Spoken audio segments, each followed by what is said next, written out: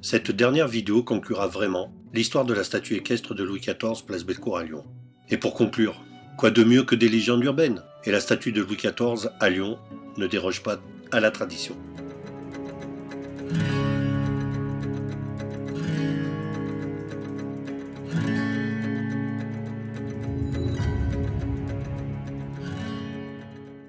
La légende la plus tenace est certainement celle qui raconte que le sculpteur François-Frédéric Lemot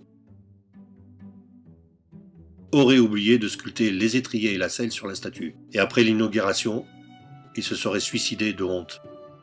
En fait, Lemot n'a pas oublié les étriers et la selle. Il a sculpté la statue en copiant, tout simplement, la statue originale de Desjardins. Comme la statue originale était une statue dite statue équestre à la romaine, c'est-à-dire sans selle ni étrier, Lemot n'a donc pas oublié de sculpter la selle et les étriers.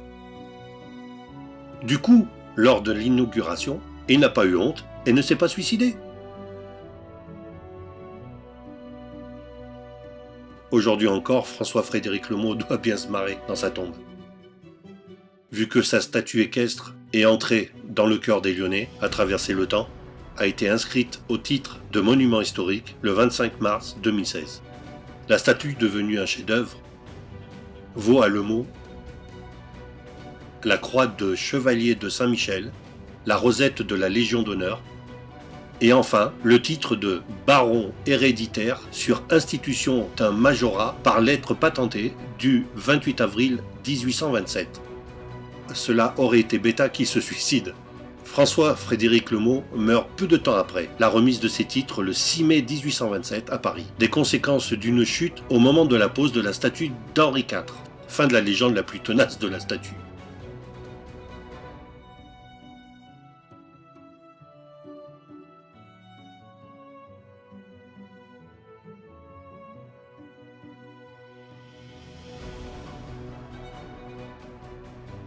Mais une autre légende existait.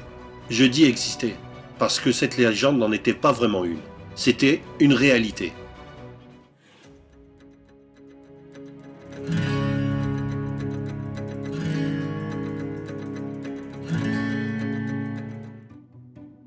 Réalité qui a été confirmée par sa mise à jour en 1966 lors de la construction du parking sous la statue de Louis XIV.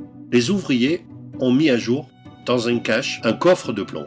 La présence de ce coffre était connue des historiens. Ils savaient que ce coffre contenait des pièces d'or et d'argent et un médaillon représentant le roi Louis XVIII. Mais ils doutaient que ce trésor soit encore en place. Lors de l'ouverture du coffre, devant le maire Louis Pradel, une grosse surprise les attendait. Presque un canular. De l'eau. Le coffre contenait de l'eau. Mais non, un double fond de cuivre protégeait le trésor.